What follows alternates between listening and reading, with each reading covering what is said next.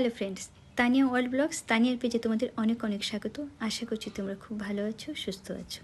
সারাদিনের একটি খাবারের মেনু, আমার ডায়েটে কী কী ছিল সেটাই তোমাদের সঙ্গে শেয়ার করছি। ব্লগসটা দেখতে থাকো। সকালটা শুরু হয় জিম এক্সারসাইজ দিয়ে, তাই জিমে যাওয়ার আগে খেজুর এবং বাদাম এবং ব্ল্যাক কফি খেয়ে নিলাম। অবশ্যই চিনি ছাড়া, কোনো কোনো দিন গ্রিন টি, বিস্কিট, সাথে ড্রাই ফ্রুটস সেটাও খেয়ে নিই।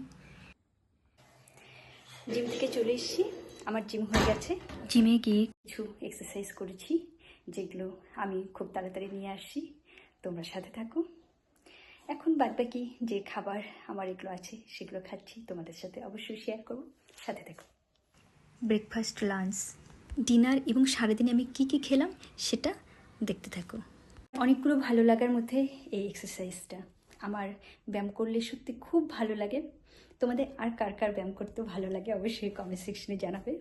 জিম থেকে আসার পরে আমি একটা হেলথ ড্রিঙ্কস নিই।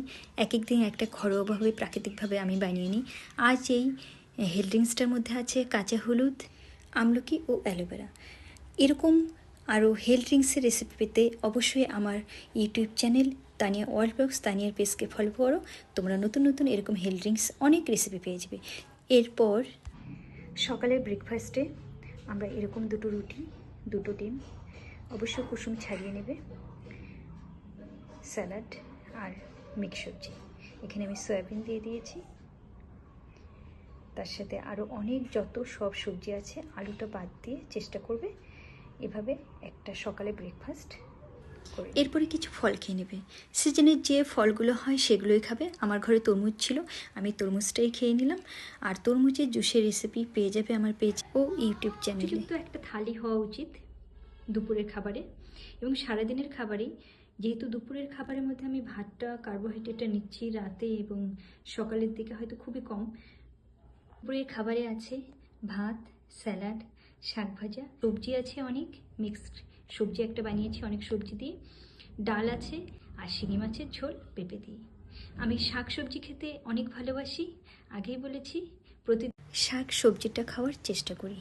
আসল কথা হলো প্রতিদিন ঘরের বানানো খাবার, কম তেল মশলাযুক্ত খাবার খেতে হবে, ভাজাভুজি একদম কম। তোমরা এরকম একটা খাবার দুপুরের খাবারে আমি একটা ডেমো দেখিয়ে দিলাম, রাখতে পারো। সন্ধ্যার দিকে লাঞ্চের পরে দুটো ডাইজেস্টেড বিস্কিট এবং গ্রিন টি খেয়ে নিলাম। গ্রিন টিটা অবশ্যই চিনি ছাড়া খাবে। এরপরে সন্ধ্যার স্ন্যাক্স হিসাবে তোমরা মোটামুটি 6টার থেকে 7টার মধ্যে নিয়ে নেবে।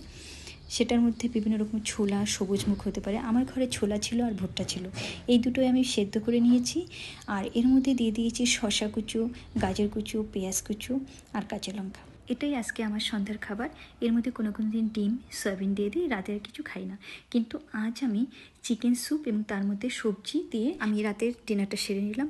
আর চেষ্টা করবো রাতের ডিনারটা 8টা থেকে 9টার মধ্যে করে নিতে, কেননা লেট নাইট ডিনারটা স্বাস্থ্যের জন্য খুবই ক্ষতিকর।